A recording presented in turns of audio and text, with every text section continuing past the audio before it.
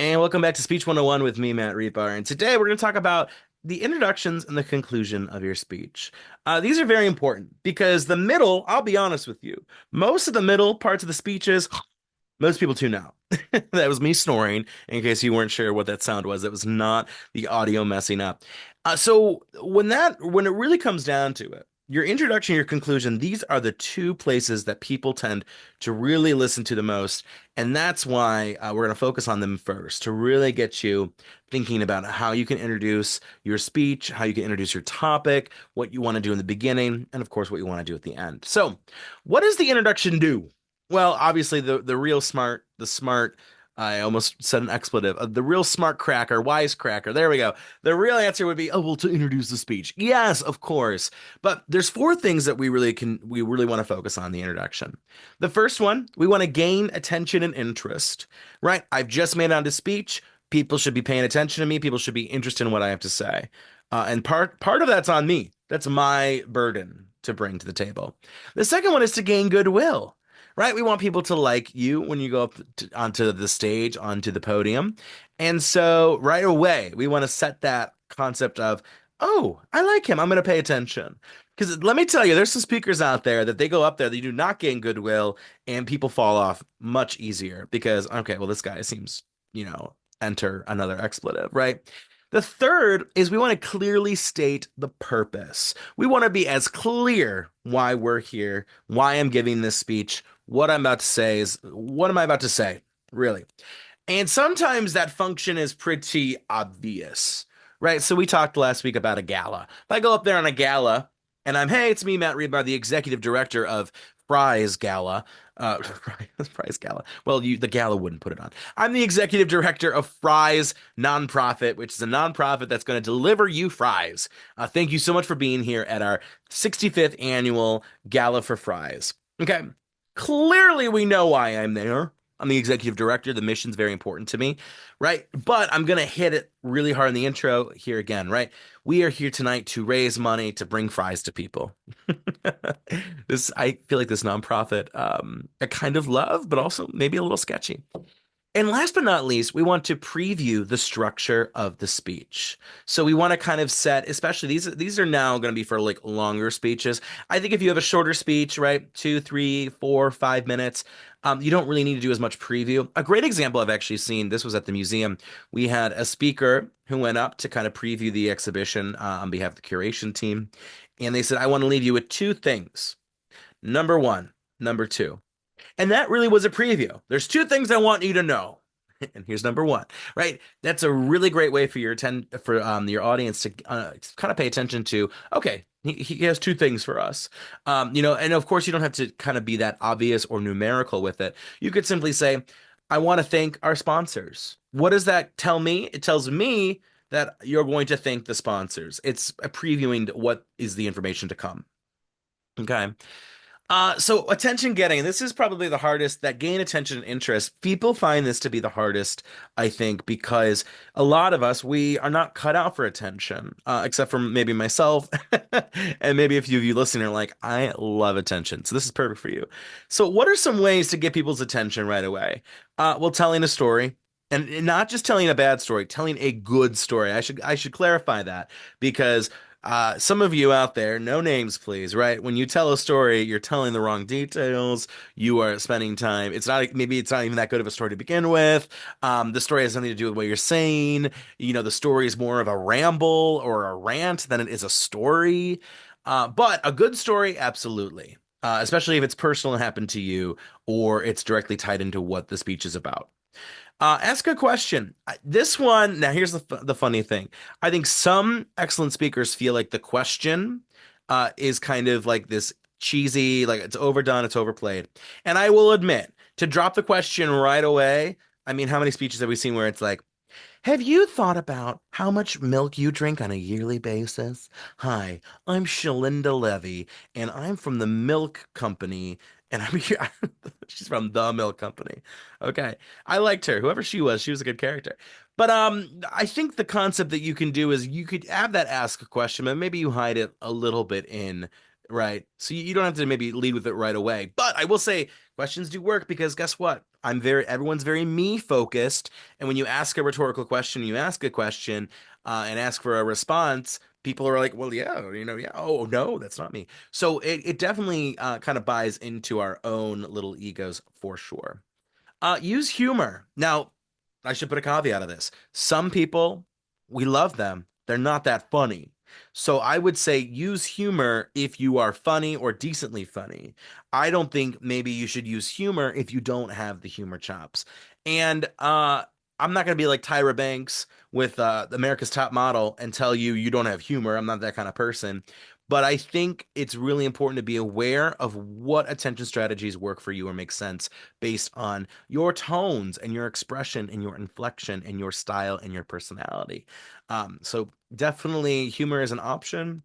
I would just say know yourself to know whether or not it really works because I've seen some speeches where some unfunny people try to be funny, and I think root canals were less painful. And I've not had a root canal, but the day if that happens, I'm going to be measuring pain based on people who've used humor in speeches and it's not gone well. Analogy. I am the king of analogies and metaphors. I do love them. I think just be very careful, and I would have that a little scripted. If you're gonna use an analogy, you're gonna use metaphors. Don't maybe improv it on the fly because listen, I will improv analogies and metaphors on the fly more than a fly, sips wine from a wine glass. See, and look how I improv and it didn't really work out that well for me right now. So if you're gonna use an analogy, definitely plan ahead of time. And don't overcomplicate an analogy. Don't make it this long run-on sentence where, it just becomes a mockery of itself. Now, I think Mark Twain and Orwell, these are the kind of people that would tell you, oh, with analogies or, to be careful. But I love a good analogy. I'm biased there. Use a quotation, absolutely. The only problem with when you use a quotation is get to the meat. Don't use like a paragraph long quotation. I feel like that just takes people out of it. And again, the relevancy to the speech, right? And I would avoid here. A lot of people do the whole thing where it's like, Webster's dictionary defines success as, right, or you know, you know, Abraham Lincoln once said to build a river is to build okay, that's not a quote from him, but right, again, same with asking a question with the quotation. I would not start right away with it. I would build that in a little bit. I actually find the quotation works well at the end. I feel like that's a really great conclusion. Also, and it's an attention getting strategy, so you can get people's attention in the conclusion. Of course, we want to refer to the occasion, right? Why are we here? That's very important. Recent or historical events, which might make sense, right? Hey, it's a 65th, fries gala. Can you believe 65 years of bringing fresh fries to people around Cleveland, Ohio? I mean, we are so blessed to be here. Oh, probably don't use we're so blessed. I feel like that's kind of Orwell right now is like, don't use that. You can use previous speeches. You can refer to previous speeches. Last year, when I spoke to you guys, we were really putting an emphasis on ranch donations. But this year, we're really short on barbecue sauce for our fries, right? So you could definitely refer to past speeches, past events, and also your personal interest. We'll talk a bit more about this too, but that passion, the passion you have in your speech, right? The more you can personalize that speech and make it feel like it's you, the better. And that's why even like when president figures, people running for president, like they have speech writers, right? But then the goal should be that they sit down with the speech writers to kind of look through the speech and kind of add their own takes, add their own twists, and of course, hopefully, right, really believe in what they're saying. I think that's really key. So preparing the introduction. The biggest flaw people do is they try and build the introduction first. And I think building the introduction should be your last thing. And here's why. Build the body. And then after you build the body, that'll give you enough to say, okay, what's my conclusion? What's my takeaway from this body? Then you can come back up really confident in the flow of if especially if you think of this as a 3 act or a 5 act structure, you're going to be really confident in your last 2 acts, really confident in your last 4 acts. That'll make the introduction stronger. Some people will write that introduction first, kind of not sure what they're going to do, write a body that doesn't really match the introduction, and then they write a conclusion maybe that's based on the introduction, and that's how you get this mismanaged speech, right? So I would focus on presenting, obviously get your thesis, get that statement. What's the point of the speech? Build out your points from there. And once you have your points, then you can start working on that introduction. The introduction should be relevant, absolutely. And how do I make it relevant? Well, again, I'm at a fries gala. I should be talking about the fries. I should be talking about, what are we doing here tonight? Where's the money going to go? It's going to go to help children eat fries. I want to thank the sponsors. It wouldn't make sense for me to, linger too much on other things, right? Maybe if there's a Guardians game, I'd say, oh, and the Guardians won. What an excellent time here at the gala. But I'm not going to be like, oh, the Guardians won and the Cavs are tomorrow and blah, blah, blah. Right? That's not really relevant to my speech. And of course, being succinct. The best rule of thumb I tell people is listen, a great five is better than a good 10. It really is. People think time is important to the speech, but I'll tell you what, some of the best speeches I've seen, 2, 3, 5 minutes. Some of the worst speeches I've seen, also 2, 3, 5 minutes, but also 15, 20. Especially a 15, 20 that could have been five. Ooh, I'm telling you, those kind of speeches suck the energy out of a room. Now, a conclusion. Well, the conclusion prepares the audience that this is the end of the speech. It is signaling. And a lot of times the signal, oof, please don't do this. In conclusion, oh, it's just so on the nose. I mean, it's more on the nose than like a bright red clown nose.